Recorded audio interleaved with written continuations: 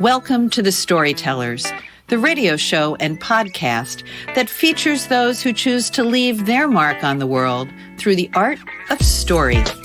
I'm your host, Grace Salmon. I look forward to our time together today. Now, let's meet our storyteller.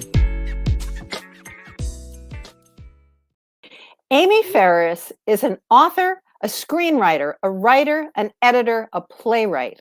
Her memoir, her debut memoir, marrying George Clooney, Confessions from a Midlife Crisis, became an off-Broadway play. She has written for television. She has written for the movies. She's been nominated for a Best Screenplay.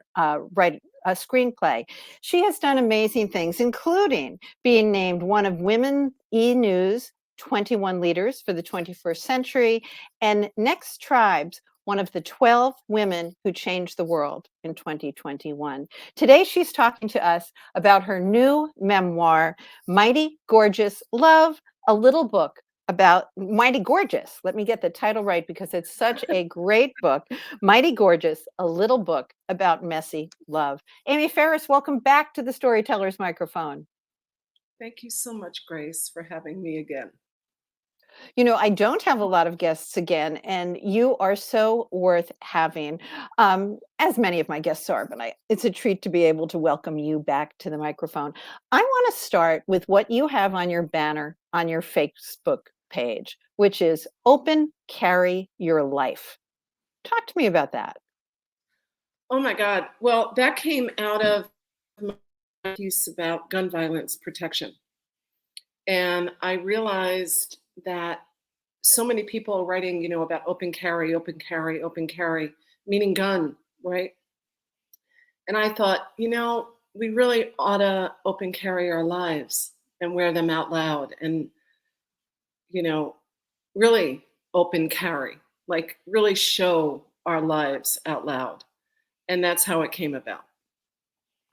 And you do that every single day on Facebook, so worth following for inspiration and quite honestly for challenges.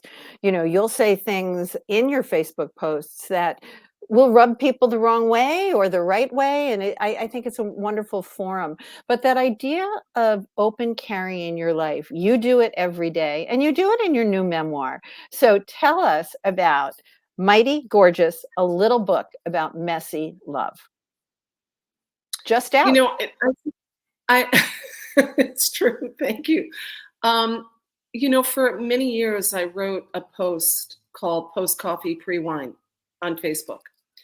And I would, get up in the morning and I would write something that was either what I was going through or that I felt somebody would need to kind of hear. And it became very popular. And, I went from like having 7 likes to having a couple of 100 likes. And then there were a lot of people who wrote, when is this going to become a book?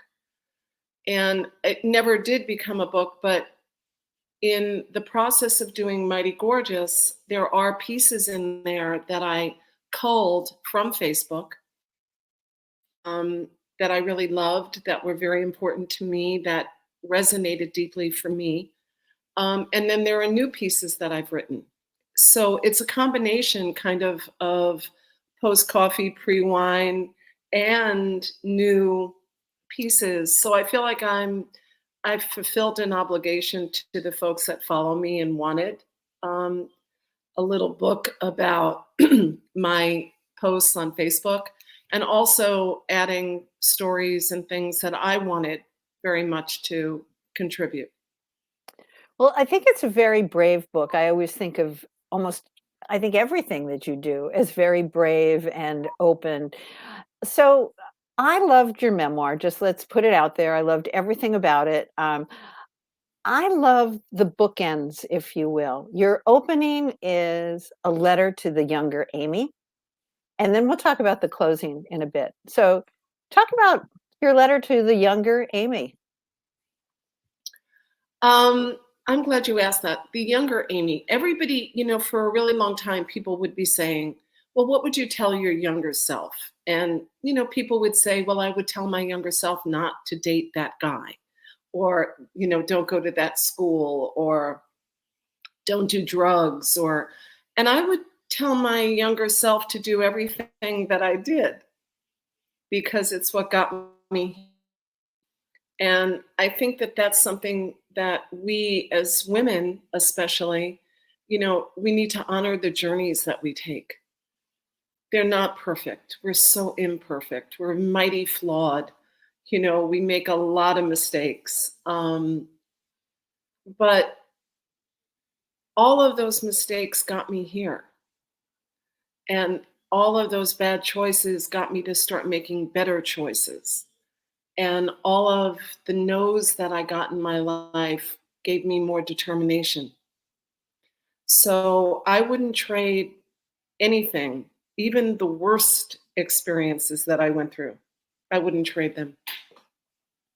So I'm in the same camp.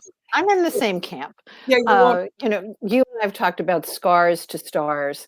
Do you think most people are in that camp, or what kind of reaction have you gotten to that first chapter?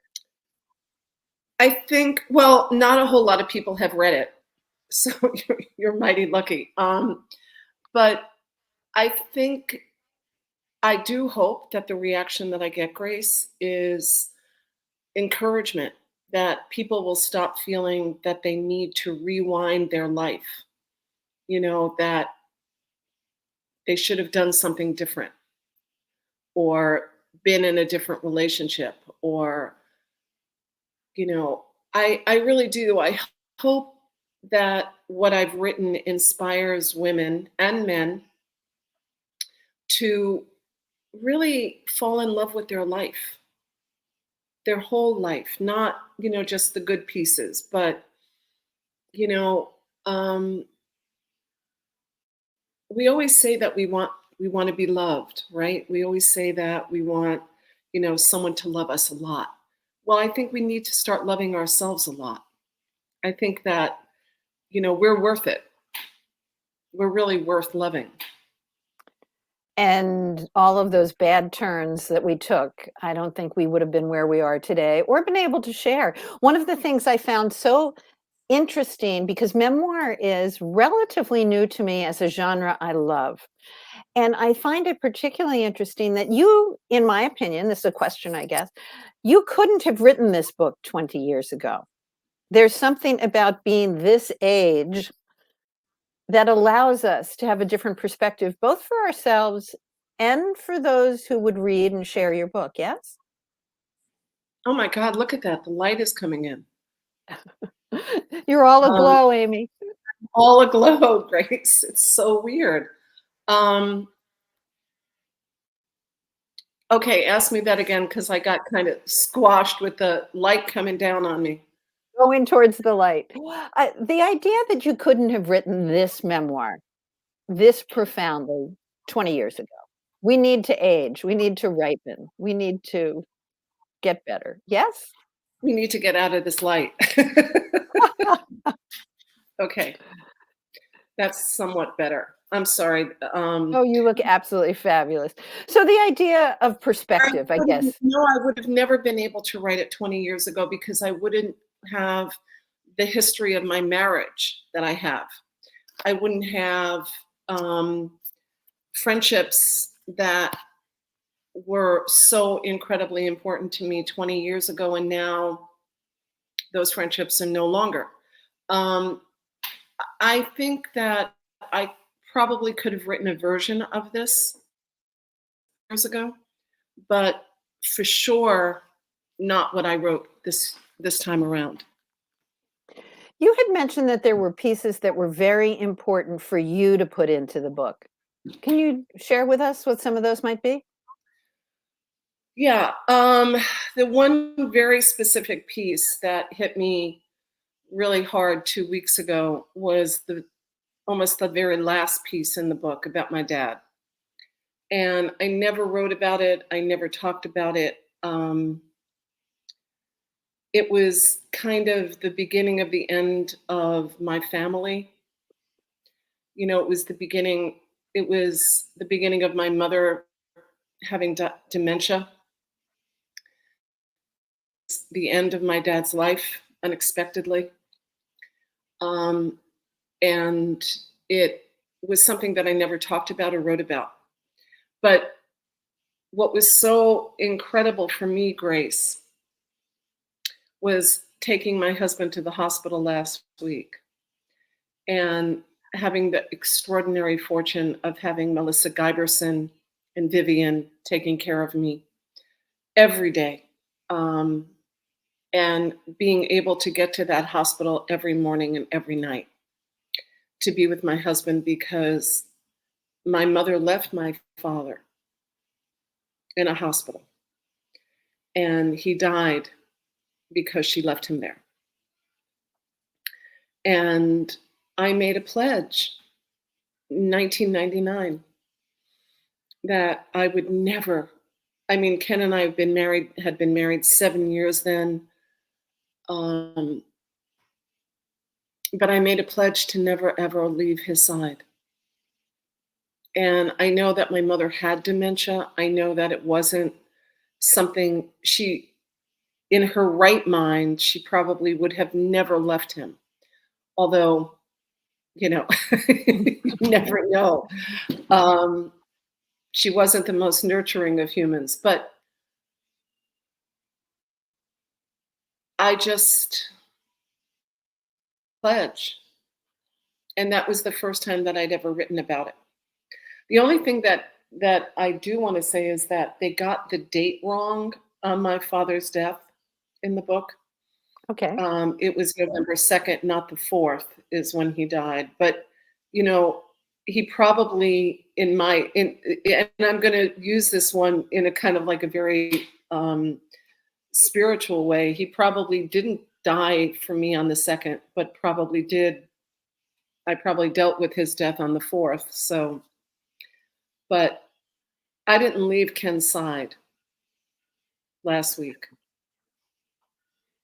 Yeah, this whole aging process does both bring up our past, doesn't it, in interesting ways, and teaches us how we want to live for today. It sure does. It sure does. And you know what? Who do we want to be at the end of our lives? You know, what do we want people saying about us? You know, it's an amazing journey. It is, you know, you and I have spoken before, and I think both of us want to be kinder than we ever need to be. You know, Absolutely. That's it. That's something I work on, and you know, hopefully it's not that hard to do. You know, it's so much easier to be kind than it is to not be. Other pieces in your memoir, because those are the two that I loved all of them, and you and I have walked similar paths. We've grew up on Long Island. We spent tons of time in New York. We spent times in Albuquerque in Florida. But the two pieces that we've already spoken about, the young Amy and the very poignant piece about your mom leaving your dad in the hospital. Those two stayed with me forever, and I actually reread them last week when I, not only in preparing for today, because I'm so excited the book is finally out, but also because of your journey with Ken, that I wanted to feel that again. And you do such a great job of evoking feeling from us. What other pieces were particularly poignant for you as you wrote them? You know, the piece about our friend Terry, which I had written about before, when I took him to, he had to go to the cancer center, and his partner, his husband, had asked me if I would do them a favor and drive him. Mm-hmm. And that piece is really important to me because it showed me that everywhere you go, there's goodness. Everywhere. I mean, the little girl who came over to me and said that I was making coffee and that she wanted to help me make the coffee. And here she was, you know, getting cancer treatments and gave me her time. And, you know, how much time did she have? It's stuff like that. It's moments like that where you think, I could be better.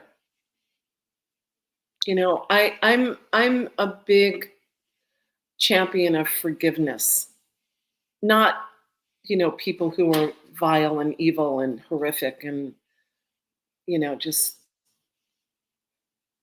but, the everyday imperfections, the things that we say that maybe we weren't thinking, the stuff that we did, in a moment of, passion or heat, in the heat of the moment. I'm a big supporter of forgiveness of people's foibles. And I don't think there's enough of that. I think we cancel people so easily. Yeah. And that's very painful. Yeah, a lack of a lack of understanding, I think, in so many ways. Why memoir, Amy? And why a second memoir? I kind of think of this not as so much as a memoir, but as a collection of essays, Okay. or memoir essays or something like that. I love writing about my life, about what I go through. And mostly I love writing about it because I kind of feel like if I say something, and I notice this on Facebook when I post something, I notice that I'm giving another person courage. I'm giving them the opportunity to kind of step into their power. And I so deeply appreciate that I can do that, that I can share awful in my life or wonderful in my life, and that it inspires someone else. And I think it was born out of many, many, many years ago when I struggled as a writer and as a woman. And a friend of mine said, now it's kind of getting weird and creepy, right? It's like, whoa. A friend of mine said that the best way to become a bigger human is by understanding another person's heart. And he encouraged me, when I was struggling to pick up a phone or, to reach out to somebody and say, how are you doing? How can I help you? And I noticed whenever I did that, when I was in the depths of whatever hell I was in years and years ago, I noticed that it lifted me, that I became less self-absorbed. And that always inspired me, and I feel that when I write something on Facebook, and whether it's something about my daily life or my marriage or work or being rejected or losing a friend or whatever, inevitably somebody says thank you. And that's enough for me. And that's, I think, why memoir is so important, because we share those commonalities. I think we understand each other's foibles more. One of the things I liked about the book so much, and it has absolutely nothing to do with your glorious writing, are the little graphics throughout. Well, that was all Tell me about that. That was all She Writes. That was all their art department, and that was all of their doing. That, I wrote a small book, right? Tiny. I mean, without the graphics, I think it was probably 70 something pages. But Brooke Warner, who's the publisher of She Writes, Fabulous. said, how would you, yeah, she is like the moon and the stars. She's everything. Yeah. She said, well, how would you feel if we added some graphics, in between, or, and I thought, okay, that sounds good. And they did an amazing job. They did such an amazing job. I think it gives it a sense somehow, almost like I'm reading your diary, that maybe you've been doodling in the margins. And I of course, now I want to talk to the She Writes Press people to say, why that graphic? Why did that go there? Because I found myself going, now, why does that graphic go there? I love that graphic. So we'll have to dive into the world of Brooke Warner and She Writes Press at another time to find out. Yeah, and they have an incredible team. And so the graphics were, they were very thought out, by the way. They were, very much, with the hearts and all the other things that they did, very, very thought out. Well, it has come together, as so much of your work does, as an amazing book, Mighty Gorgeous, a little book about messy love. As always, Amy, there is so much to talk to you about. We are at the end of our storyteller's time. And as you would say, beginning of story. Amy, thank you so much for being with us today. I hope you'll come back again and talk about your work over and over again, because you are an inspiration. Amy Ferris, thank you. Thank you, Grace. You're an inspiration too. You're kind. No. That concludes this episode of The Storytellers. I'm so glad you could be part of the story today. I hope you share the stories, tell your own, and come back for another episode, because when our stories are told, everything changes. I'm Grace Salmon.